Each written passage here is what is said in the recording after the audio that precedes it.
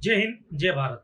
दोस्तों, हम revision series वापस से शुरू कर रहे हैं, बट कोरोना वायरस की वजह से शूटिंग में दिक्कत आ रही है और मोबाइल से शूट करके अगर मैं आपको वीडियो रिवीजन के भेजूं तो प्रॉपर भी नहीं आएगा, क्योंकि कंटेंट साथ में होना बहुत जरूरी है। आईडीटी के टॉपिक बड़े बड़े हैं। आज हम रजिस्ट्रेशन चैप्टर का रिवीजन वीडियो भेजेंगे और कैसे भेज रहा हूँ सुनना। लास्ट अटेम्प्ट का जो रजिस्ट्रेशन चैप्टर का रिवीजन था उसमें अमेंडमेंट पुट कर दिए मैंने।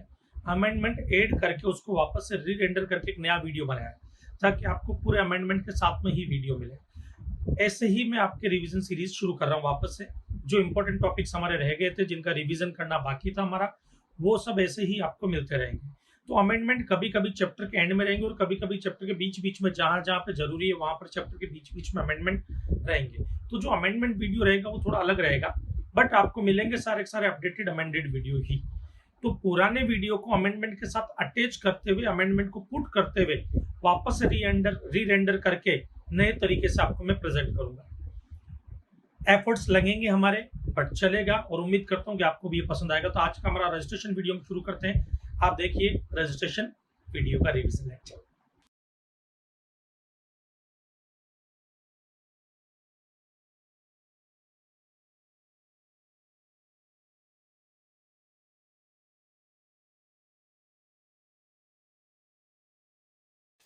जय हिंद, जय भारत।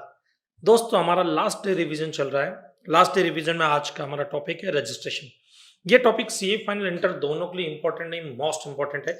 और इस टॉपिक में बहुत सारे चेंजेस आए बेटा, बहुत सारे चेंजेस आए। इवन स्पेशल कैटेगरी स्टेट्स वगैरह के डेफिनेशंस भी इस पर्टिकुलर चैप्टर के लिए चेंज हो गए हैं। ओके, फिर एक 40 lakhs का जो लिमिट है वो भी लोगों को काफी कंफ्यूज कर रहा है कि कब 20 lakhs का लिमिट एप्लीकेबल होगा रजिस्ट्रेशन के लिए, कब 40 lakhs का लिमिट एप्लीकेबल होगा। तो यूं करके काफी सारे चेंजेस जो है इस चैप्टर में हुए हैं। ये टॉपिक लास्ट रिवीजन हम यहाँ पे अभी शुरू कर रहे हैं। इसके जो मटेरियल ये है बेटा, ये आपको टैक्समैन के अंडर हमारी बुक पब्लिश हुई जो 25 सितंबर तक मार्केट में लॉन्च हो जाएगी। उसमें आपको अवेलेबल हो जाएगा सारा का सारा मटेरियल। आप मार्केट से बुक परचेज कर सकते हो बेटा। Now registration chapter number 9। Registration chapter में हमारा सेक्शन नंबर 22 जो केस 1 है, फिर सेक्शन 24 जो केस 2 है, एंड सेक्शन 23 जो केस 3 है। हम पहले सेक्शन 23 एंड 22 इनको पहले समझते हैं, बाद में हम बढ़ेंगे सेक्शन 24 की तरफ। इनको समझाने के लिए मैं यहाँ पे एक चार्ट बनाऊंगा। वो चार्ट आप जरा एक बार अच्छे से देखिए, समझिए। उस चार्ट को आप कॉपी कर लीजिए। अगर वो चार्ट आप कॉपी करते तो आप फिर आगे कभी भी कंफ्यूज नहीं होंगे रजिस्ट्रेशन चैप्टर को लेते करके। ओके, तो अब हम शुरू करते हैं हमारे यहाँ पे आज का topic, registration under GST. Now friends, तो ये एक चार्ट जो आपको यहाँ पे दिख रहा है, ये सेक्शन 23 है एक, तो एक सेक्शन 22 है। 22 के दो पार्ट्स हैं। तो ये चार्ट में एक एक करके आपको एक्सप्लेन करूंगा, और इसको अभी ये छोटा सा स्क्रीन पे आपको समझ में नहीं आ रहा है, तो मैं इसको अलग अलग पार्ट में इसको ओपन करूंगा ताकि आप इसको इजीली समझ सकते हैं। ओके, तो हम शुरू करते हैं हमारे सबसे पहले सेक्शन 23।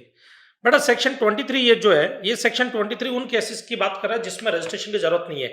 मतलब अगर आप सेक्शन 23 में कवर हो रहे हैं, जो ये केसेस मैं बताऊंगा, उन केसेस में अगर आप कवर हो रहे हैं तो आपको जीएसटी में कभी भी रजिस्ट्रेशन लेने की जरूरत नहीं है। जैसे कि सबसे पहला केस अगर आप देखोगे तो इसमें क्या लिखा हुआ सबसे पहले केस के अंदर, exclusively engaged in non taxable supply. अगर आप नॉन टैक्सेबल सप्लाई में एंगेज्ड है, एक्सक्लूसिवली आप नॉन टैक्सेबल सप्लाई देते हैं, तो उस केस में आपको जीएसटी में रजिस्ट्रेशन लेने की जरूरत नहीं है। जैसे कि सपोज एग्जांपल के लिए मेरी एक वाइन शॉप है और मैं सिर्फ वाइन ही बेचता हूं, ये वाइन शॉप मेरी है, तो मुझे जीएसटी में रजिस्ट्रेशन लेने की जरूरत नहीं है। या कोई भी ऐसी सप्लाई जो नेगेटिव लिस्ट में शेड्यूल 3 में कवर होती है, एक्सक्लूसिवली अगर मैं उसी में इन्वॉल्व हूं, तब भी मुझे कोई जीएसटी रजिस्ट्रेशन लेने की जरूरत नहीं है। दूसरा, exclusively engaged in exempted supply. मान लो मैं जो सप्लाई कर रहा हूं वो एक्सक्लूसिवली एग्जेम्प्टेड सप्लाई, तो मुझे जीएसटी में रजिस्ट्रेशन लेने की जरूरत नहीं है। सपोज करो कि मेरा एक ट्रस्ट है, ये ट्रस्ट जो है, ये ट्रस्ट मेरा है जो सेक्शन 12AA के अंदर रजिस्टर्ड है, और मैं एडवांसमेंट ऑफ एजुकेशन की सर्विस देता हूं अनाथ बच्चों को। अब advancement of education entry number 1 के अंदर एग्जम्प्ट है, उसके अलावा मैं कोई और सप्लाई नहीं देता, खाली वही एक काम करता हूं, वही एक सप्लाई देता हूं, तो मुझे जीएसटी में रजिस्ट्रेशन लेने की बिल्कुल भी जरूरत नहीं है। बट कंडीशन क्या है, एक्सक्लूसिवली मैं एग्जम्प्टेड सप्लाई देता हूं। या मैं एग्रीकल्चरलिस्ट हूं, एग्रीकल्चरलिस्ट में बेटा हर तरह का एग्रीकल्चरलिस्ट कवर नहीं होगा। यहाँ पे वो एग्रीकल्चरलिस्ट कवर है जो जमीन से फसल उगाते हैं या प्लांटेशन वगैरह करते हैं, कल्टीवेशन करते हैं। जैसे कि इधर देखो, ये जमीन से ये किसान लोग क्या कर रहे हैं, खेती कर रहे हैं। ये जमीन से कल्टीवेशन वगैरह जो है, प्लांट वगैरह जो है, पेड़ पौधे जो है वो उगाते हैं और खेती करते हैं। जो खेती करने वाला एग्रीकल्चरलिस्ट है वो इधर कवर होगा। जैसे इधर ये एग्रीकल्चरलिस्ट, ये भी एग्रीकल्चरलिस्ट है। कौन? जो रेयरिंग ऑफ एनिमल्स का काम कर रहे हैं, मतलब गाय भैंसों का तबेला जिनका, ये इधर कवर नहीं होंगे। ये अगर है तो इनको रजिस्ट्रेशन लेना पड़ सकता है अगर इनका थ्रेशोल्ड लिमिट से ज्यादा टर्नओवर होता है, एग्रीगेट टर्नओवर थ्रेशोल्ड लिमिट से ज्यादा होता है तो इनको रजिस्ट्रेशन लेना पड़ेगा। लेकिन अगर किसान वगैरह जो जमीन से खेती करते हैं तो उनको रजिस्ट्रेशन लेने की जरूरत नहीं है।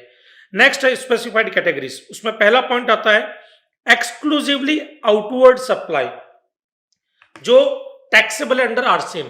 मान लीजिए एक छोटा सा एग्जांपल लेते हैं कि मैं एडवोकेट हूं, ये बिजनेस एंटिटी है, मैं इनको कोई भी सर्विस देता हूं, मैं इनको कोई भी सप्लाई देता हूं, तो ये आउटवर्ड सप्लाई है मेरे लिए। बट उसके लिए मैं टैक्स पे नहीं करूंगा। टैक्स कौन पे करेगा? ये खुद पे करेंगे। आरसीएम रिवर्स चार्ज मैकेनिज्म है, बिजनेस एंटिटी टैक्स पे करेगा अगर इनका प्रीवियस ईयर का टर्नओवर 20 लाख ऑब्लिक 10 लाख से ज्यादा हुआ तो आपको पता है ये। तो उस केस में मुझे रजिस्ट्रेशन लेने की जरूरत नहीं है क्योंकि मैं टैक्स पे करने के लिए लायबल नहीं हूं। या जेडब्ल्यू मतलब जॉब वर्कर, मैं जॉब वर्कर जो इंटरस्टेट सप्लाई करता हूं, अगर जॉब वर्कर इंटरस्टेट सप्लाई करता है तो उस केस में उसको रजिस्ट्रेशन लेने की जरूरत नहीं होती है। बट इसके दो एक्सेप्शन है। पहला एक्सेप्शन, अगर मैं ज्वेलरी, जैसे job worker in relation to jewellery, gold smith, silver smith, इनसे रिलेटेड अगर मैं कोई भी जॉब वर्क करता हूं तो मुझे रजिस्ट्रेशन लेना कंपलसरी है।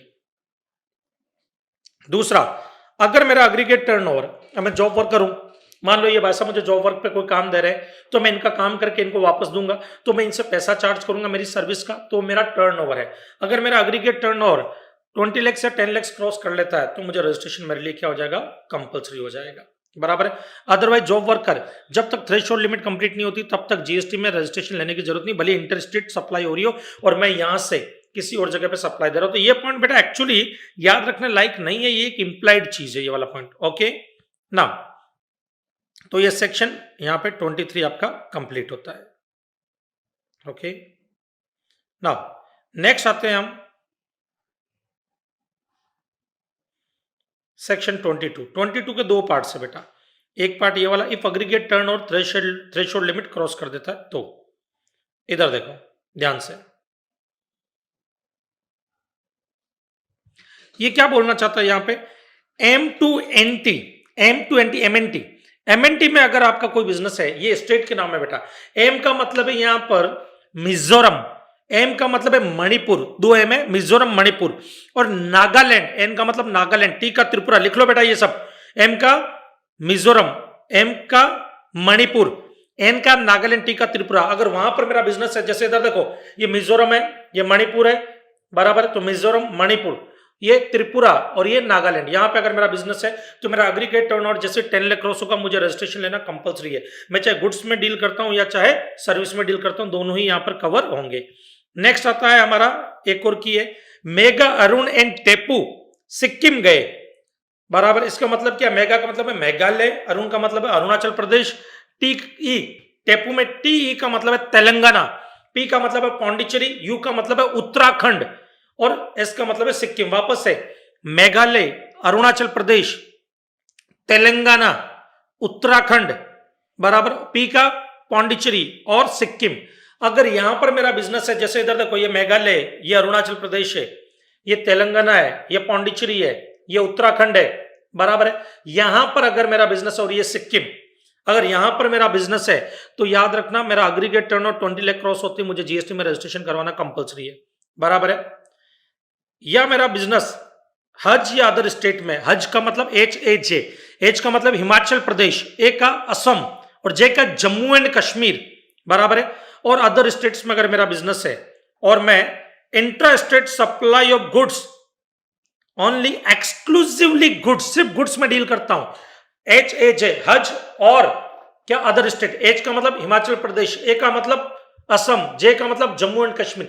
अगर यहां पर मेरा बिजनेस है या अदर स्टेट जो अभी हमने पढ़े उनको छोड़ करके बाकी के स्टेट में अगर मेरा बिजनेस और मैं intra state supply, intra not inter, intra state supply, वो भी गुड्स सिर्फ गुड्स में करता हूं, सर्विस 1 रुपए की भी सर्विस नहीं देता हूं, सिर्फ गुड्स में डील करता हूं, तो मेरा एग्रीगेट टर्नओवर 40 lakhs माना जाएगा। बट याद रखना बेटा, इस 40 lakhs में नोटिफाइड गुड्स कवर नहीं होंगे। कौन से? आइसक्रीम वगैरह जो होते हैं ना, manufacturer of notified goods, ice cream, पान मसाला, टोबैको वगैरह, वो इधर कवर नहीं होंगे। अगर मैं गुड्स के अलावा गुड्स और सर्विस दोनों में डील करता हूं या खाली सर्विस में डील करता हूं, तो मेरा एग्रीगेट टर्नओवर 20 lakhs होगा, अदर केसेस 20 lakhs। बराबर है? तो ये वाला जो है आप एक बार इसको कॉपी कर लो। Keep aggregate turnover threshold limit, जो if aggregate turnover more than threshold limit. Okay, अब इसी का नीचे एक नोट है, वो नोट क्या जरा देख लो। अगर मैं इंटरस्टेट सप्लाई कर रहा हूं गुड्स की क्या कर रहा हूं? इंटरस्टेट सप्लाई कर रहा हूं बेटा। तो अगर हैंडीक्राफ्ट के आइटम्स की इंटरस्टेट सप्लाई कर रहा हूं, तो थ्रेशोल्ड लिमिट क्या होगी? एग्रीगेट टर्नओवर मेरा 20 लाख क्रॉस होगा, बराबर, या 10 lakhs क्रॉस होगा, तो मुझे जीएसटी में रजिस्ट्रेशन लेना कंपलसरी हो जाएगा। 10 lakhs किसके लिए? स्पेशल कैटेगरी स्टेट्स के लिए। कौन कौन से? 4 है। क्या क्या? मणिपुर, मिजोरम, त्रिपुरा, नागालैंड। नाउ, और अदर गुड्स के लिए क्या होगा? कंपलसरी रजिस्ट्रेशन है। अगर मैं इंटरस्टेट सप्लाई कर रहा हूं गुड्स का, जैसे मैं मुंबई से, ये दिल्ली है, मैं मुंबई में रहता हूं, मैं मुंबई से दिल्ली माल बेच रहा हूं, वहां पर इंटरस्टेट सप्लाई हो रही है, गुड्स की हो रही है, मेरा रजिस्ट्रेशन अंडर सेक्शन 24 में कंपलसरी होगा। ओके, कॉपी कर लो इसको।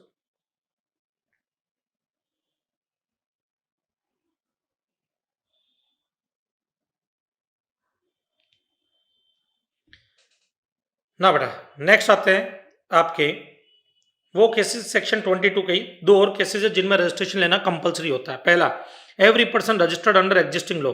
जब आपके इतना ध्यान रखना, जब कभी भी पहली बार जीएसटी लागू हुआ था 1 जुलाई 2017 को, तो उससे पहले अगर मैं सर्विस टैक्स में रजिस्टर्ड था, या मैं वैल्यू एडिड टैक्स में रजिस्टर्ड था, या मैं एक्साइज ड्यूटी में रजिस्टर्ड था, तो मेरे लिए कंपलसरी कि मुझे जीएसटी में भी रजिस्ट्रेशन लेना होगा। दूसरा इसके अंदर आता बेटा द ट्रांसफरी ऑफ बिजनेस, या अमलगमेटेड या डीमर्ज्ड यूनिट ऑफ बिजनेस। मान लो कि मैं अपना बिजनेस जो है इन भाई साहब को बेच देता हूं, तो जो अपना बिजनेस में इनको बेच रहा हूं, तो मैं ट्रांसफरर हूं, ये ट्रांसफर ही है, इनको जीएसटी में रजिस्ट्रेशन लेना कंपलसरी, क्योंकि मेरी एसेट्स इनकी होगी, मेरी लायबिलिटीज भी इनकी होगी, मेरी जीएसटी की लायबिलिटीज भी इनकी होगी, और मेरा आईटीसी का कुछ क्रेडिट अनयूटिलाइज है, तो वो भी इनको मैं ट्रांसफर करूंगा, बट उसके लिए इनका रजिस्ट्रेशन लेना कंपलसरी है। इवन यहां तक कि मान लो मेरी कंपनी और इनकी कंपनी का अमलगमेशन हो गया, तो जो अमलगमेटेड कंपनी होगी उनको रजिस्ट्रेशन लेना कंपलसरी होगा। उसके अलावा एक और केस, डीमर्ज्ड यूनिट। मान लो कि ये मेरी एक कंपनी है M1, और ये कंपनी के को मैंने 2 यूनिट में डिवाइड कर दिया, एक M1 कर दिया, एक M2 कर दिया, डीमर्जर हो गया इनका। तो अब M कंपनी जो वो M1 और M2 में डिवाइड हो गई है, तो M1 और M2 को रजिस्ट्रेशन लेना कंपलसरी, क्योंकि M यूनिट जो थी उसका असेट्स और लायबिलिटीज किनको ट्रांसफर होगा? M1 और M2 को होगा। और अनयूटिलाइज आईटीसी भी असेट्स के प्रोपोर्शनेट में, असेट्स की जो वैल्यू होगी उसके प्रोपोर्शनेट में M1 और M2 को ट्रांसफर किया जाएगा, तो इनका रजिस्ट्रेशन लेना कंपलसरी है। तो ये भी सेक्शन 22 का पार्ट है, इसको भी एक बार आप कॉपी कर लो। फिर हम बढ़ते हैं सेक्शन 24 की तरफ। नाउ फ्रेंड्स, अब आते हैं हमारे सेक्शन 22, ये जो आपके हाथ में बुक है उसमें ये वाला जो आपके पॉइंट है उनके बारे में डिस्कस करते हैं।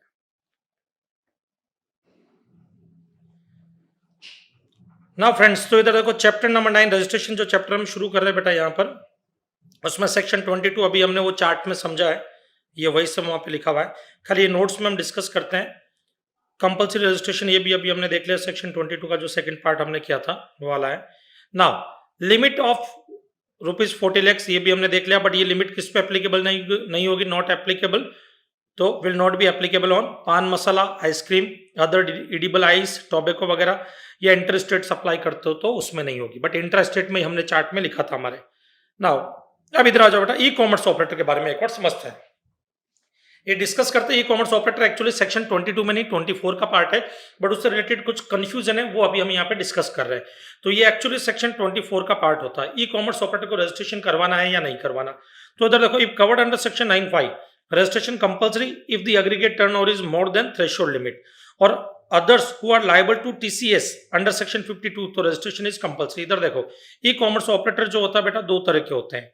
एक वो ई कॉमर्स ऑपरेटर जो सेक्शन 9(5) में कवर होते हैं। 9(5) में कौन कवर होते हैं? जो ट्रांसपोर्टेशन ऑफ पैसेंजर की सर्विस देते हैं, बराबर है, जैसे कि ओला, उबर, ये सब क्या 9(5) में कवर होते हैं।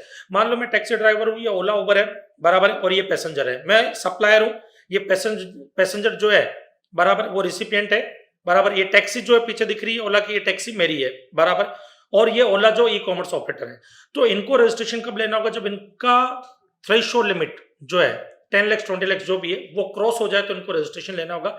इनको रजिस्ट्रेशन लेना कंपलसरी नहीं है, पहले बता देता हूं, इनको रजिस्ट्रेशन लेना कंपलसरी नहीं है। जब इनकी लिमिट 10 लाख 20 लाख क्रॉस होगी तो इनको रजिस्ट्रेशन लेना पड़ेगा। ओके, दूसरी कैटेगरी होती है जो 95 में कवर है, सेक्शन 95 ऑफ सीजीएसटी एक्ट, उनके अलावा, तो अदर देन 95, जैसे ये फ्लिपकार्ट है, ये अमेजोन है बराबर है, ये policybazaar.com है, ये जितने भी है ये सब क्या है, ये 95 में कवर नहीं होते। तो अगर इनकी बात करें तो ये जब भी सप्लायर को पैसा देंगे, जैसे मान लो कि मेरी एक कंपनी है एलजी कंपनी का प्रोडक्ट अमेजोन में लिस्ट है, तो अमेजोन के थ्रू जब भी वो प्रोडक्ट बिकेगा अमेजोन मुझे पैसा देगा, उसका जब मुझे पैसा देगा उस वक्त अमेजोन टीसीएस कलेक्ट करता है मुझसे। तो जो भी ई commerce operator TCS tax collect at source TCS collect करते हैं उन लोगों के लिए सेक्शन 24 में रजिस्ट्रेशन लेना कंपलसरी है। अब इसके बाद में आते हैं वो लोग जो इनके थ्रू प्रोडक्ट बेचते हैं, मतलब मैं एलजी कंपनी मैं किसके थ्रू प्रोडक्ट बेच रहा हूं, अमेजोन के थ्रू। अगर मैं गुड्स बेच रहा हूं अमेजोन के थ्रू तो मेरा रजिस्ट्रेशन भी कंपलसरी है, क्योंकि ये इंटरेस्टेड सप्लाई हो सकती है। लेकिन अगर मैं सर्विस दे रहा हूं अमेजोन के थ्रू सर्विस दे रहा हूं तो मेरा रजिस्ट्रेशन कंपलसरी नहीं है, मैं थ्रेशोल्ड लिमिट क्रॉस होने के बाद ही रजिस्ट्रेशन लूंगा। बट बेटा मेरा ये मानना है कि यहां पर रजिस्ट्रेशन ले लेना चाहिए। क्यों ले लेना चाहिए, मैं कारण बताता हूं। जैसे मान लो कि मैं एक इंश्योरेंस कंपनी हूं, ये policybazaar.com है बराबर है, ये policybazaar.com है, मैं इंश्योरेंस कंपनी हूं और मैं इनके थ्रू सर्विस देता हूं बराबर है। मैंने अपना प्रोडक्ट इन पे लिस्ट कर रखा है, मैंने अपनी पॉलिसी जो नई स्कीम लॉन्च की है मैंने वो इनके policybazaar.com पे लिस्ट कर रखी है मैंने। अब ये इनसे आपने कोई पॉलिसी ली तो आप पेमेंट इनको करोगे और ये हमारे को पेमेंट करेंगे, ये हमको पेमेंट करेंगे तो ये हमसे टीसीएस कलेक्ट करेंगे। वो टीसीएस हमारे इलेक्ट्रॉनिक कैश लेजर में तभी आएगा जब हम खुद रजिस्टर्ड पर्सन हो। तो हमको उस टीसीएस का बेनिफिट लेने के लिए जीएसटी में रजिस्ट्रेशन एक तरह से लेना ही पड़ेगा। तो बोला यह गया है कि जो सर्विस ई कॉमर्स ऑपरेटर के थ्रू देते हैं उनका रजिस्ट्रेशन कंपलसरी नहीं है, बट बेटा इनडायरेक्टली लेना ही पड़ता है, इतना ध्यान रखो। But as per the act किनको लेना कंपलसरी है, जो ई कॉमर्स ऑपरेटर के थ्रू गुड्स बेचते हैं उनका रजिस्ट्रेशन कंपलसरी है, जो ई कॉमर्स ऑपरेटर के थ्रू सर्विस देते हैं उनका रजिस्ट्रेशन लेना कंपलसरी नहीं है। बट ई कॉमर्स ऑपरेटर के थ्रू अगर आप सर्विस दे रहे हो और आपकी सर्विस 95 वाली है, जैसे मान लो मैं टैक्सी ड्राइवर हूं, ये ओला है, तो 95 वाली सर्विस है, तो बेटा उस केस में मेरा रजिस्ट्रेशन लेने का कोई मतलब नहीं, क्योंकि tax liability e commerce operator की होती है। Okay, now next, person supply goods through e commerce operator registration compulsory है। Person supply services through e commerce operator, if he is liable to pay tax under 95 no registration, if the liability to pay tax is on the original supplier registration compulsory, if the aggregate turnover more than threshold limit. But बेटा ध्यान रखना, आपको TCS जो आपका काटा गया उसका benefit लेने के लिए आपको रजिस्ट्रेशन लेना ही पड़ेगा, तो जनरली रजिस्ट्रेशन ले लिया जाता है। ओके, नाउ अब आते हैं सेक्शन 24। सेक्शन 24 में वो केसेस है बेटा जिनमें थ्रेशोल्ड लिमिट नहीं देखी जाएगी, आपका टर्नओवर अगर 1 रुपया भी है तब भी आपको रजिस्ट्रेशन लेना कंपलसरी है, आपको रजिस्ट्रेशन करवाना ही पड़ेगा, भले आपका एग्रीगेट टर्नओवर 1 रुपया हो 2 रुपया हो फिर भी करवाना पड़ेगा।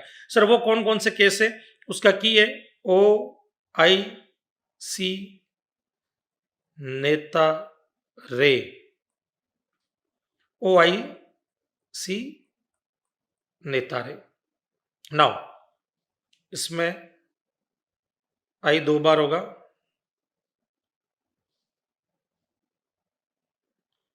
आई 2 टाइम्स होगा और E 3 टाइम्स होगा। नाउ इधर देखो, OIC नेता रे, ओ का मतलब online information database access and retrieval service. इधर देखो मैं बताता जाता हूं, अगर मैं OIDR वाली सर्विस देता हूं तो उस केस में मुझे रजिस्ट्रेशन लेना कंपलसरी है। दूसरा आई का मतलब इंटरस्टेट सप्लाई, बट गुड्स का, सर्विस का नहीं। इंटरस्टेट सप्लाई अगर मैं गुड्स का करता हूं तो मुझे रजिस्ट्रेशन लेना कंपलसरी है, बट याद रखना हैंडीक्राफ्ट के आइटम्स में के केस में मुझे रजिस्ट्रेशन लेने की जरूरत नहीं जब तक मेरा थ्रेशोल्ड लिमिट क्रॉस ना हो जाए। लेकिन अगर मैं सर्विस का इंटरस्टेट सप्लाई करता हूं तब भी मुझे रजिस्ट्रेशन लेना जरूरी नहीं है जब तक मेरा थ्रेशोल्ड लिमिट कंप्लीट ना हो जाए या क्रॉस ना हो जाए। आई का मतलब फिर आता है इनपुट सर्विस डिस्ट्रीब्यूटर। अगर मैं इनपुट सर्विस डिस्ट्रीब्यूटर हूं, मुझे अपने हेड ऑफिस से क्रेडिट अगर डिस्ट्रीब्यूट करना अपनी ब्रांच वगैरह को, तो उस केस में मुझे रजिस्ट्रेशन लेना कंपलसरी है।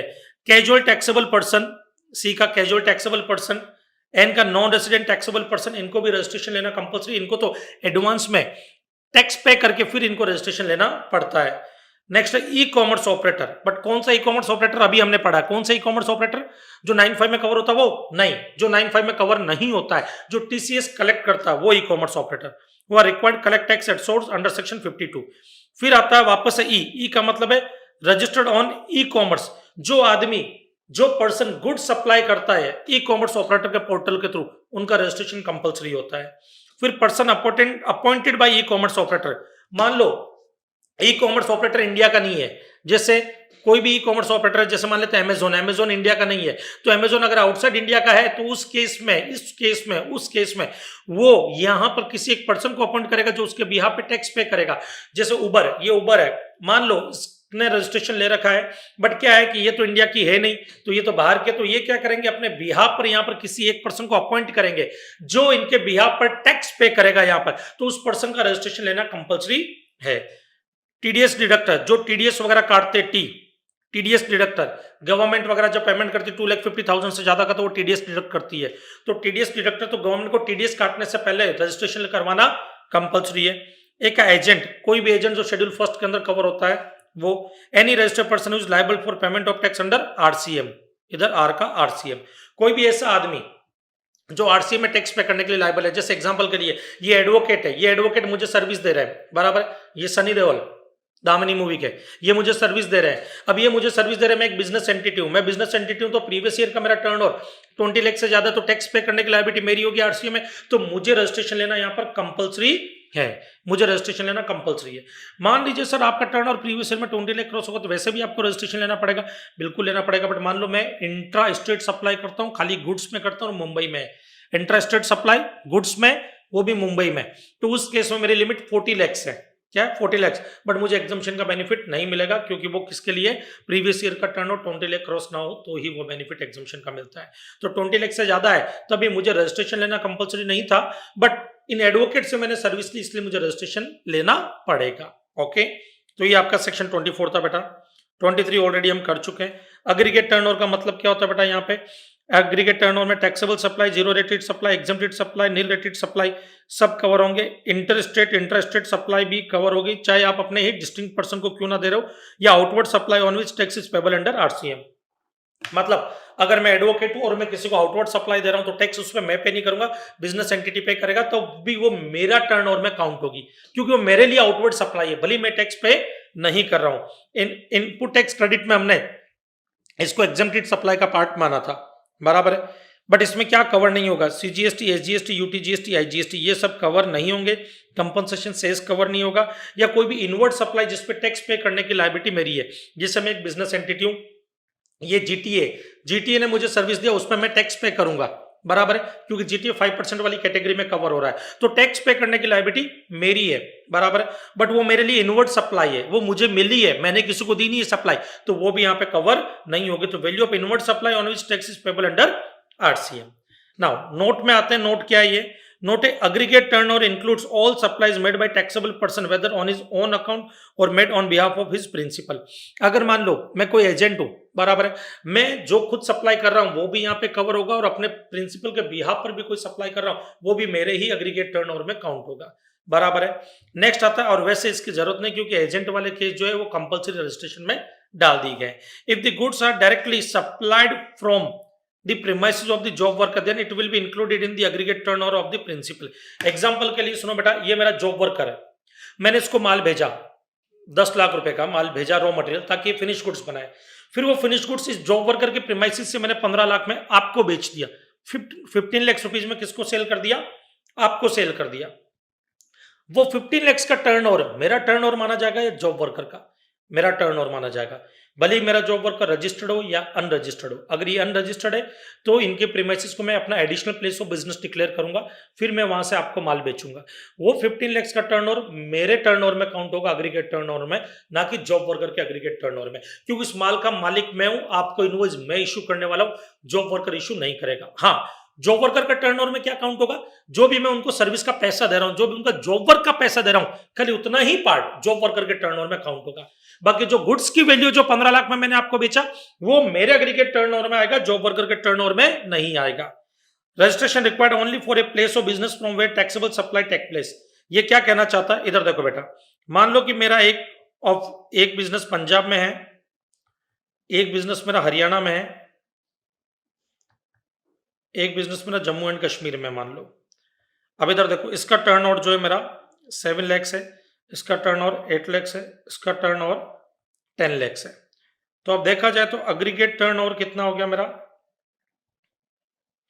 Aggregate turn over 25 lakhs. तो मुझे रजिस्ट्रेशन करवा लेना चाहिए।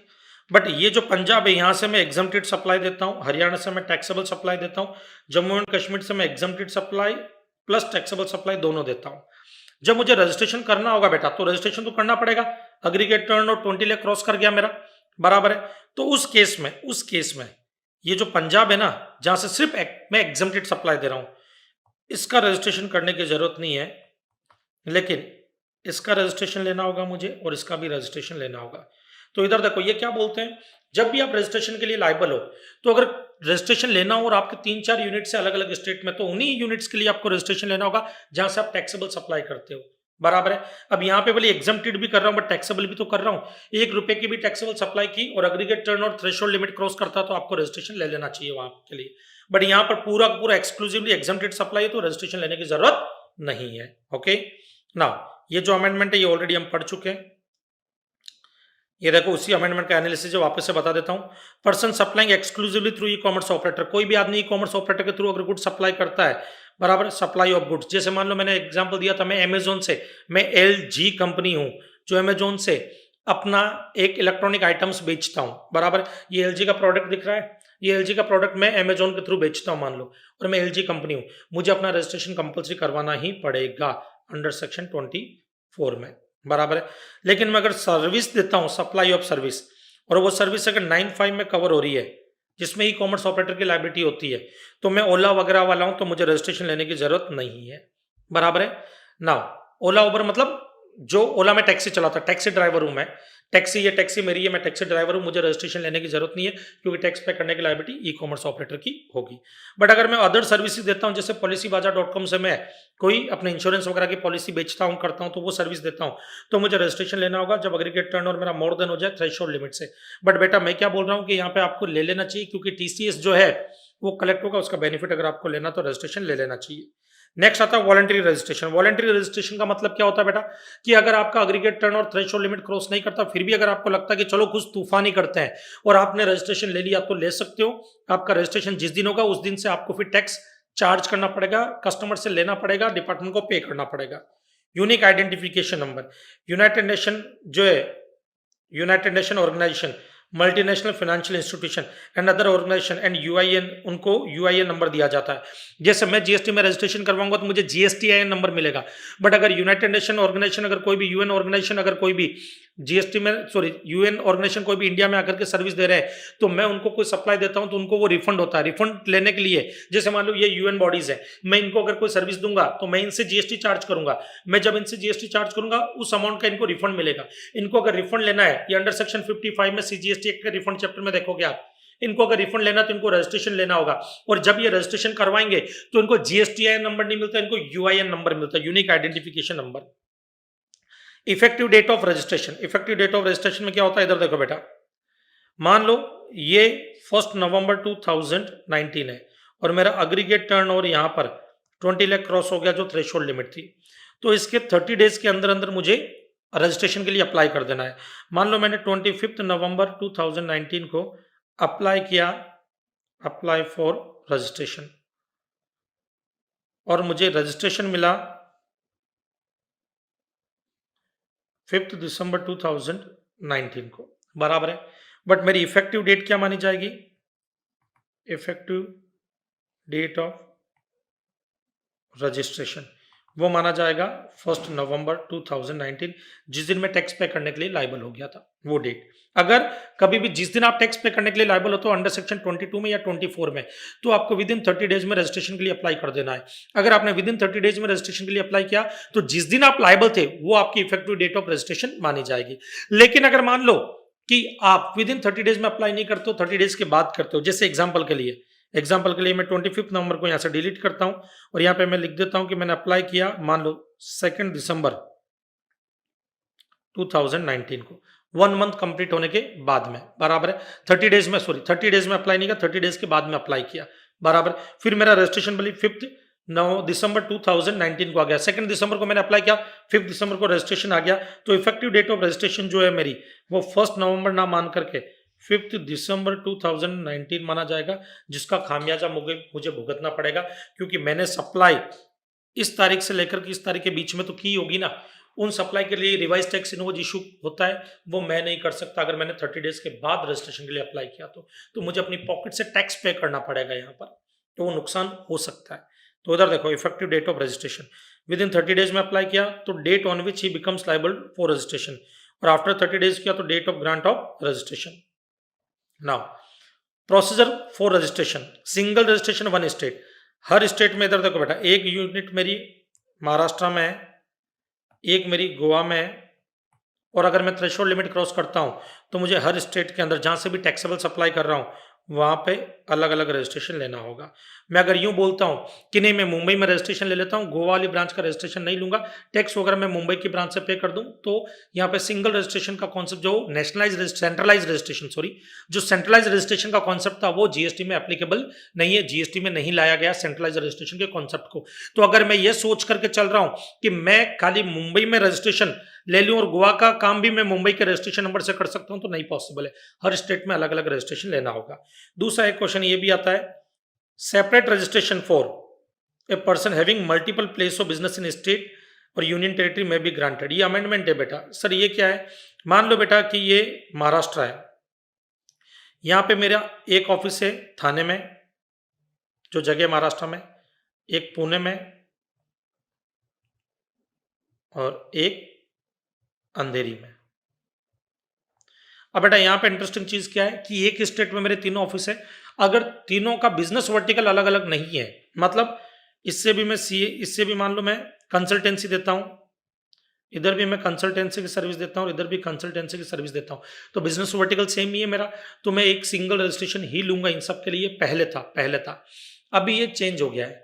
पहले क्या था कि अगर एक की जैसी सिंगल वर्टिकल, एक ही वर्टिकल है, सिंगल वर्टिकल है, तो उस केस में आप एक ही रजिस्ट्रेशन नंबर लोगे आप अपनी सारी यूनिट्स के लिए। लेकिन बिजनेस वर्टिकल अगर अलग अलग है, बिजनेस वर्टिकल अगर अलग अलग है, तो बिजनेस वर्टिकल अगर अलग अलग है तो फिर उस केस में आप मल्टीपल रजिस्ट्रेशन ले सकते थे। जैसे यहां से मैं गुड्स में डील करता हूं, इस यूनिट से मैं सर्विसेज दिया करता हूं, बराबर, तो दोनों का रजिस्ट्रेशन अलग अलग लूंगा मैं। ये मेरे लिए एक ऑप्शन होता था, चाहता तो एक ही ले सकता हूं, चाहता तो अलग अलग ले सकता हूं। इसमें अमेंडमेंट आ गया। क्या अमेंडमेंट आया, अब ये बोलते हैं कि आपका बिजनेस वर्टिकल भली सेम हो, लेकिन प्लेस ऑफ बिजनेस, अगर प्लेस ऑफ बिजनेस वो अलग अलग है आपके, प्लेस ऑफ बिजनेस, बराबर है, उस केस में आप चाहो तो इन तीनों के लिए अलग अलग रजिस्ट्रेशन भी ले सकते हो। ऑप्शन है, अभी भी कंपल्सरी नहीं है, ऑप्शन है, चाहो तो अलग अलग रजिस्ट्रेशन ले सकते हो। नाउ नेक्स्ट आता है आपके application for registration bye SEZ. अगर मान लो मेरी एक यूनिट एसईजेड में, ये यूनिट मेरी एसईजेड में जो मुंबई में, ये भी मेरी यूनिट मुंबई में, बट ये नॉन एसईजेड में, तो मुझे दोनों के लिए अलग अलग रजिस्ट्रेशन लेना होगा, भले एक ही स्टेट में क्यों ना हो, कंपल्सरी यहाँ पे दोनों के लिए अलग अलग रजिस्ट्रेशन लेना होगा मुझे। ओके, नाउ नेक्स्ट आता है display of registration certificate and GSTN on name board. जो भी मेरा the GSTN of applicant also has to be displayed on the name board exhibited at the entry of his principal place of business. ये मेरा principal place of business है, तो यहाँ पे जैसे आप आते हो तो मेरा जो रिसेप्शन वगैरह होगा, जहां पे आप एंट्री करते हो, जो मेन एंट्रेंस होगा, वहां पर मुझे बड़ा बड़ा सा अपना अच्छा सा जीएसटी नंबर वहां पे डालना पड़ेगा, दिखाना पड़ेगा, ताकि आपको मालूम चले कि मैं जीएसटी में रजिस्टर्ड हूं। ओके, नाउ ये इफेक्टिव डेट ऑफ रजिस्ट्रेशन अभी ऊपर किया वही है। Now special procedure for registration of casual taxable person and non resident taxable person. Casual taxable person, non resident taxable person तो आपको पता ही है, फिर भी एक बार हम यहाँ पे देख लेते हैं वापस से। इधर देखो, अगर मैं कैजुअल टैक्सेबल पर्सन या नॉन रेसिडेंट टैक्सेबल पर्सन हूं बेटा, तो याद रखना मुझे एडवांस में टैक्स पे करके रजिस्ट्रेशन लेना होगा। जैसे एक छोटा सा एग्जांपल देखते हैं, ये बिजनेस एग्जीबिशन उदयपुर में शुरू होने वाली है, मैं मुंबई का रहने वाला हूँ, ये इलेक्ट्रॉनिक आइटम्स की एग्जीबिशन है, मैं अपने इलेक्ट्रॉनिक आइटम्स यहाँ पे इस उदयपुर की एग्जीबिशन में लेकर के जाना चाहता हूँ। जब मैं इलेक्ट्रॉनिक आइटम्स मुंबई से उदयपुर लेकर के जाऊंगा, तो मुझे मेरा उदयपुर में, मतलब राजस्थान में, उदयपुर राजस्थान में, मेरा राजस्थान में कोई भी एडिशनल प्लेस ऑफ बिजनेस या फिक्स्ड एस्टेब्लिशमेंट कुछ भी नहीं है। जो वहां पे कुछ भी नहीं है तो मुझे वहां पे बिजनेस नहीं करने दिया जाएगा। मुझे अगर वहां पे बिजनेस करना तो मुझे कैजुअल टैक्सेबल पर्सन के नाम पे रजिस्ट्रेशन लेना होगा। तो मैं जो प्रोडक्ट लेकर के जा रहा हूं, मान लीजिए मैं जो प्रोडक्ट लेकर के जा रहा हूं उनकी वैल्यू अप्रॉक्स 10 lakhs है, जिसपे जीएसटी मान लेते हैं 1,80,000 बनता है। तो ये 1,80,000 मुझे पहले एडवांस में पे करना होगा, फिर उदयपुर में मैं कैजुअल टैक्सेबल पर्सन के नाम पे रजिस्ट्रेशन लूंगा। जनरली ये रजिस्ट्रेशन 90 डेज के लिए दिया जाता है। अब जैसे मैं वहां पे पहुंचूंगा फिर मैं वहां पे बिजनेस करूंगा और मैं अपना प्रोडक्ट वहां पे बेचूंगा। जितना भी प्रोडक्ट मैंने बेचा, मान लो उसमें मेरी जीएसटी की लायबिलिटी 1 लाख रुपीज ही होती है। अब एग्जीबिशन 2 महीने बाद बंद हो गई, मैं वापस मुंबई अपने प्रोडक्ट लेकर के आ गया, तो जो 80,000 मैंने एक्स्ट्रा पे कर दिया था वो मुझे क्या हो जाएगा, रिफंड हो जाएगा। वो मुझे रिफंड हो जाएगा, जो हम रिफंड चैप्टर में डिटेल में पढ़ेंगे। उसके बाद में इधर देखो बेटा, यहां पर एक और चीज, अगर मान लो कोई भी एग्जीबिशन 180 डेज से ज्यादा के लिए चल रही है, जैसे उदयपुर में चलने वाली एग्जीबिशन मोर देन 180 डेज होगी, तो फिर मुझे कैजुअल टैक्सेबल पर्सन के नाम पे वहां पे रजिस्ट्रेशन नहीं लेना, मुझे एक नॉर्मल रजिस्टर्ड पर्सन के नाम पे रजिस्ट्रेशन लेना, क्योंकि डिपार्टमेंट ये बोलता है कि भाई महेश गौड़ पागल हो गया क्या तू, तेरा 180 डेज से ज्यादा की एग्जीबिशन है वहां पर, तू उसके लिए जा रहा है, तो 180 डेज मतलब ऑलमोस्ट 6 महीने से ज्यादा तू वहां पर रहने वाला है, तो एक तरह से नॉर्मल आदमी की तरह तू बिजनेस कर रहा है वहां पर। ये कैजुअल टैक्सेबल पर्सन क्या हो गया यहाँ पर, नॉर्मल कैटेगरी में जाकर के रजिस्ट्रेशन लो, बराबर है। तो नॉर्मल कैटेगरी में जाकर के मुझे रजिस्ट्रेशन लेना होगा, कैजुअल टैक्सेबल पर्सन के नाम पर रजिस्ट्रेशन लेने की जरूरत नहीं है। ओके, ये सब यहाँ पर दिया हुआ है, ये आपके 180 डेज वाला अमेंडमेंट जो अभी मैंने बताया था। Okay, amendment of registration, registration certificate में कोई चेंज करने हो अगर मुझे, अमेंडमेंट ऑफ रजिस्ट्रेशन में क्या होता है, जैसे मान लो मैंने रजिस्ट्रेशन ले लिया, रजिस्ट्रेशन सर्टिफिकेट में मुझे कोई चेंज करना है, तो उसमें दो तरह की इंफॉर्मेशन होती है, एक होती कोर इन्फॉर्मेशन, क्या होती, कोर इन्फॉर्मेशन, और एक होती है जो आपके नॉर्मल जैसे मोबाइल नंबर, मेल आईडी, ये सब चेंज करना हो। कोर इन्फॉर्मेशन जैसे मैंने प्लेस ऑफ बिजनेस चेंज कर दिया, नेचर ऑफ बिजनेस चेंज कर रहा हूं मैं अपना, तो ये हो गई कोर इन्फॉर्मेशन। तो जब नॉर्मल इन्फॉर्मेशन अगर आपको चेंज करनी हो तो आपको किसी भी डिपार्टमेंट से, कोई भी जीएसटी डिपार्टमेंट के किसी भी ऑफिसर से अप्रूवल लेने की जरूरत नहीं है। मैं जीएसटी पोर्टल पे जाऊंगा और खुद अपना मोबाइल नंबर, मेल आईडी वगैरह चेंज कर सकता हूं। लेकिन अगर मैं इस कैटेगरी में कवर हो रहा हूं, ये वाली कैटेगरी में, तो अगर मैं इस कैटेगरी में, ये वाली कैटेगरी में कवर हो रहा है, ये कौन सी कैटेगरी है बेटा, ये कैटेगरी है कोर इन्फॉर्मेशन वाली। मैं प्लेस ऑफ बिजनेस चेंज कर रहा हूं अपना, तो जब भी वो चेंज कर रहा हूं उसके 15 डेज के अंदर अंदर मैं इंटीमेशन दूंगा डिपार्टमेंट को कि भाई मैंने अपना business change, place of business change किया है, या मैंने अपने बिजनेस का नेचर चेंज किया है। तो कोर इन्फॉर्मेशन जैसे डिपार्टमेंट के पास जाएगी, उसके नेक्स्ट 15 डेज में डिपार्टमेंट उनको चेंज कर देगा। तो इधर देखो, the proper officer here in case of change in for legal name of the business या state या place of business or the state of place of business or additional place of business, the taxable person will apply for amendment within 15 days of the event necessitating the change. The proper officer then will approve the amendment within next 15 days. वो उसको approve कर देगा. Okay. For other changes like name of day-to-day functionary like email IDs, mobile number, etc., no approval of the officer is required and the amendment can be affected by the taxable person in his own on the common portal. Now, cancellation of registration. ना friend, अब आते हैं section 29 में। Section 29 है cancellation of registration. Registration cancel कैसे हो सकता है, किस तरह से हो सकता है। जैसे सबसे पहली चीज ये जो बोला गया इस बॉक्स में, वो क्या बोल रहा है, अगर मान लो मैंने कोई वॉलंटरी रजिस्ट्रेशन लिया, तो पहले एक प्रोविजन था कि अगर मैं वॉलंटरी रजिस्ट्रेशन लेता हूं तो 1 ईयर तक मैं उसको कैंसिल नहीं कर सकता। फिर अभी वो अमेंडमेंट आया है कि भाई वॉलंटरी रजिस्ट्रेशन भी अगर मैंने लिया है तब भी मैं जब चाहूं तब उसको कैंसिल कर सकता हूं। ना बेटा, नेक्स्ट आता है सेक्शन 29 सबसेक्शन 1। सेक्शन 29 सबसेक्शन 1 क्या कहता है कि सर्कमस्टांसेस फॉर कैंसिलेशन और सस्पेंशन ऑफ रजिस्ट्रेशन। इसमें क्या होता है, जैसे मान लो कि किसी आदमी की डेथ हो गई है और डेथ होने के बाद उसकी जो लीगल हेयर है वो उस बिजनेस को, उसके बिजनेस को बेचना चाहते हैं, या कोई भी अमलगमेशन हो रहा है या मर्जर हो रहा है, बराबर है। जैसे मान लो कि ए लिमिटेड बी लिमिटेड में मर्ज हो रही है, तो उसमें ए लिमिटेड तो बंद हो जाएगी, या जिस आदमी की डेथ हुई है उसका बिजनेस तो बंद हो जाएगा, क्योंकि रजिस्ट्रेशन नंबर पहले ए लिमिटेड या जिस आदमी की डेथ हुई है उसके नाम की, उसके पैन नंबर को यूज करके लिया गया था। तो उस केस में उनको अपना बिजनेस बंद करना पड़ेगा। तो वो क्या, रजिस्ट्रेशन कैंसिलेशन के लिए पहले अप्लाई करेंगे। जैसे मान लो कि ये भाई साहब, इनकी डेथ हो गई है, इनकी डेथ हो गई तो इनका जो बिजनेस है वो मान लो कि ये वाले भाई साहब खरीद रहे हैं, ये भाई साहब खरीद रहे हैं, तो इनके रजिस्ट्रेशन नंबर था अब तक, तो इनको अपना, इनके जो लीगल हेयर है वो कैंसिलेशन के लिए अप्लाई करेंगे। फिर डिपार्टमेंट उस रजिस्ट्रेशन को कैंसिल करेगा, कैंसिल करके फिर उनको नया रजिस्ट्रेशन नंबर देगा जो भाई साहब ये बिजनेस खरीद रहे हैं। जब इनका रजिस्ट्रेशन कैंसिल होगा तो कुछ पर्टिकुलर टाइम पीरियड के लिए प्रोसेस चलेगा कैंसिलेशन का। डिपार्टमेंट चेक करेगा कि इनके ड्यूज कितनी, इनकी लाइबिलिटीज कितनी, ताकि वो लाइबिलिटीज वगैरह डिपार्टमेंट रिकवर करे, देन रजिस्ट्रेशन कैंसिल करे। तो जो ये प्रोसेस चलेगा तब तक के लिए जिनकी डेथ हुई है उनके बिजनेस एक्टिविटी को सस्पेंड कर दिया जाएगा, रजिस्ट्रेशन को सस्पेंड कर दिया जाएगा कि ये कोई बिजनेस एक्टिविटी उस पर्टिकुलर टाइम पीरियड तक नहीं करेंगे जब तक ये प्रोसेस जो है वो पेंडिंग है। तो इधर देखो, the business has been discontinued, अगर कोई आदमी बिजनेस बंद कर रहा है या ट्रांसफर कर रहा है fully for any reason including death of the proprietor या amalgamated with other legal entities, demerged और अदरवाइज डिस्पोज्ड ऑफ, या there is any change in the constitution of business, partnership form में वो कंपनी में convert हो रही है, private limited company में, तो जो पार्टनरशिप फॉर्म है उसको अपना बिजनेस डिसकंटिन्यू करना पड़ेगा, बंद करना पड़ेगा, और फिर प्राइवेट लिमिटेड कंपनी के नाम से एक नया पैन नंबर लेना पड़ेगा, फिर नया रजिस्ट्रेशन करवाना होगा। द टैक्स या taxable person other than the person registered under 25(3) is no longer liable for registration under section 22 और 24। कोई आदमी जो रजिस्ट्रेशन 22, 24 के अकॉर्डिंग अभी लायबल नहीं है तो वो अपना रजिस्ट्रेशन कैंसिल करवाना चाहता है। इस केसेस में क्या होगा कि डिपार्टमेंट चाहे तो फिर वो इंक्वायरी करेगा कुछ पर्टिकुलर टाइम तक, जब तक कि प्रोसेस पेंडिंग रहेगा उनका आरसी सस्पेंड कर दिया जाएगा, और उसके बाद मतलब उस पर्टिकुलर टाइम पीरियड में वो कोई भी टैक्सेबल एक्टिविटी नहीं कर सकते हैं। ओके, सस्पेंशन का मतलब। तो इधर देखो यहाँ पर ये क्या बोलता है, provide that once the registered person has applied for cancellation of registration or the proper officer seek to cancel his registration, the proper officer may suspend his registration during pendency of the proceeding relating to cancellation of registration filed by such registered person for such period and in such manner as may be prescribed. Next है cancellation of registration by proper officer। ये क्या बोलता है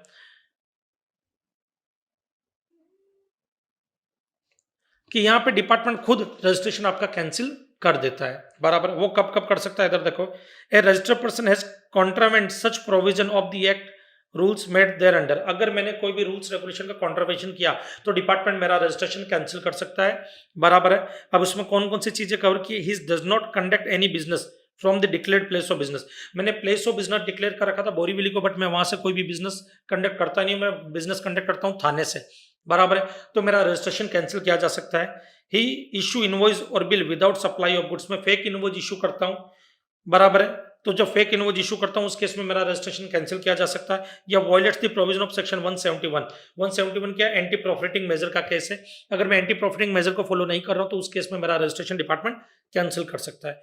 उसके अलावा अगर मैं composition scheme में हूं तो पिछले 3 क्वार्टर से मैंने कोई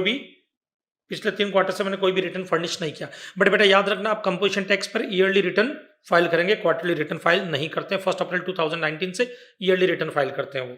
नाउ नेक्स्ट है, अगर मैं कंपोजिशन स्कीम में नहीं, मैं रेगुलर स्कीम में रजिस्टर्ड हूं तो पिछले 6 टैक्सेबल पीरियड से मैंने अपना रिटर्न फाइल नहीं किया हो, या any person who has taken voluntary registration, या मैंने वॉलंटरी रजिस्ट्रेशन लिया है बट पिछले 6 महीने से मैंने अपना बिजनेस ही शुरू नहीं किया है, या registration has been obtained by means of fraud, wilful misstatement या सपरेशन ऑफ एक्ट, मैं कोई फ्रॉड वगैरह करके कोई रजिस्ट्रेशन अगर ऑब्टेन करता हूं तो मैं इधर कवर होऊंगा। रजिस्ट्रेशन कैंसिल करने से पहले अपॉर्चुनिटी ऑफ बीइंग हर्ड दिया जाएगा कि मेरा रजिस्ट्रेशन कैंसिल कर रहा है तो डिपार्टमेंट पहले मुझे हियरिंग का एक मौका देगा, उसके बाद डिपार्टमेंट मेरा रजिस्ट्रेशन कैंसिल कर सकता है। Payment of ITC on cancellation of registration, ये बेटा आपके सेक्शन 18 जो हमने पढ़ा था आईटीसी इनपुट टैक्स क्रेडिट, जिसका वीडियो ऑलरेडी अपलोड हो चुका आपके अपने गॉडसी लर्निंग के चैनल पे, उसमें हमने ऑलरेडी कवर किया है। तो बेटा यहाँ पर ये हमारा रजिस्ट्रेशन चैप्टर जो है वो कंप्लीट होता है। सेक्शन 29 सब सेक्शन 2 इंपॉर्टेंट है बेटा, इसको एक बार पढ़ करके जरूर जाना। ओके, नाउ फ्रेंड्स नेक्स्ट आते हैं रजिस्ट्रेशन चैप्टर में। रजिस्ट्रेशन चैप्टर में फर्स्ट अमेंडमेंट आता है, बैंक अकाउंट डिटेल्स में B furnished after obtaining registration certificate. नया रूल आया, रूल 10A, बराबर है। अब इधर देखना बेटा, रूल 10A की वजह से रूल 21 में भी अमेंडमेंट आया है, तो क्या है कि इस हिसाब से जरा देखते हैं, चेक करते हैं। बेटा इन्होंने क्या बोला कि जैसे आप रजिस्ट्रेशन के लिए अप्लाई करते थे, रजिस्ट्रेशन के लिए जब हम REG 01 फॉर्म में अप्लाई करते थे तो आपने देखा था कि हम उसमें पार्ट ए और पार्ट बी 2 पार्ट हम फिल करते थे। उसमें बैंक डिटेल भी आपको देनी पड़ती थी at the time of registration, registration के टाइम में आपको बैंक डिटेल देनी पड़ती थी। अभी उन्होंने आपको ऑप्शन दिया कि आपको रजिस्ट्रेशन के टाइम में बैंक डिटेल देने की जरूरत नहीं है, बट आप अपनी बैंक डिटेल सबमिट कर दे। कब तक? तो उन्होंने बोला विद इन 45 डेज, 45 दिन के अंदर अंदर। 45 डेज कहां से? From the date of grant of registration, जिस दिन आपको आरसी रजिस्ट्रेशन सर्टिफिकेट मिल जाए उसके 45 डेज के अंदर अंदर आप अपनी बैंक डिटेल सबमिट कर दो, या फिर और due date of furnishing return, जो रिटर्न फाइल करने की ड्यू डेट आएगी विच एवर इज अर्लियर, तो फर्स्ट रिटर्न वगैरह फाइल करोगे आप, बराबर है, तो विच एवर इज अर्लियर। तो यहां पर जो भी रिटर्न फाइल करने की डेट आ रही है, फर्स्ट रिटर्न आपको फाइल करना पड़ेगा, वो जो डेट आ रही है वो डेट, और 45 डेज कहां से, आरसी मिलने से, विच एवर इज अर्लियर, तब तक आप अपनी बैंक डिटेल दे सकते हो। इसका मतलब अभी कंपल्सरी नहीं है कि रजिस्ट्रेशन के टाइम आपको बैंक डिटेल सबमिट करनी पड़े। इधर देखो बेटा, a registered person has an option to give his bank account details after obtaining registration within 45 days from the date of grant of registration और the due date of furnishing return whichever is earlier. अगर आपने ये provisions follow नहीं किया तो आपका registration cancel भी हो सकता है।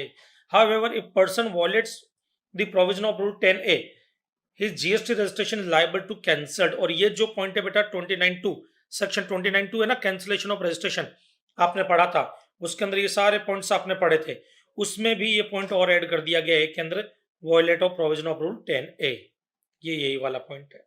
ओके, कि अगर आपने डिटेल टाइम पर सबमिट नहीं की जो बोला गया, उस केस में आपका रजिस्ट्रेशन कैंसिल हो सकता है, डिपार्टमेंट आपका रजिस्ट्रेशन कैंसिल कर देगा ना।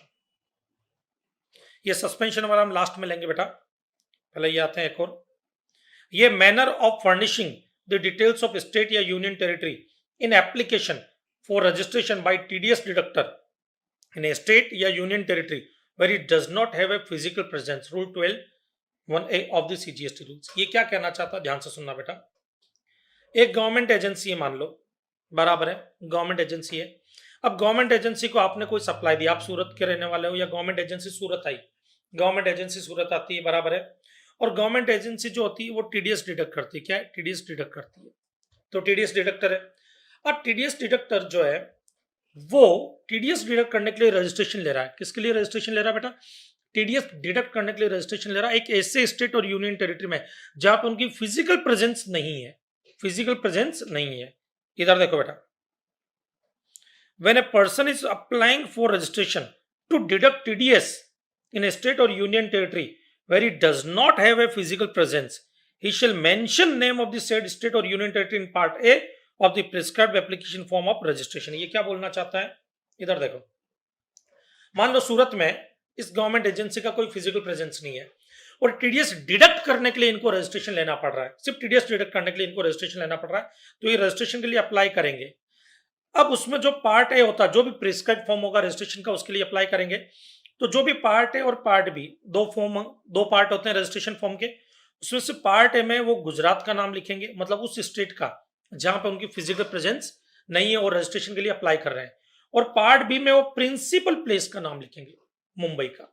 ओके, बस ये उन्होंने क्लेरिफिकेशन दिया है। आ जाओ बेटा, further the name of the state और union territory in which his principal place of business is located is to be mentioned in part B of the application form। तो जैसे यहाँ पे गवर्नमेंट एजेंसी कहाँ की थी, मुंबई के, प्रिंसिपल प्लेस कहाँ था, मुंबई था। चलो, तो बेटा अगर आपको ये वीडियो पसंद आया तो प्लीज इसको लाइक करना मत भूलना, और गॉड सी लर्निंग के चैनल को सब्सक्राइब करना मत भूलना। आपको ऐसे छोटे छोटे और भी काम के इंपॉर्टेंट वीडियोस आपको मिलते रहेंगे।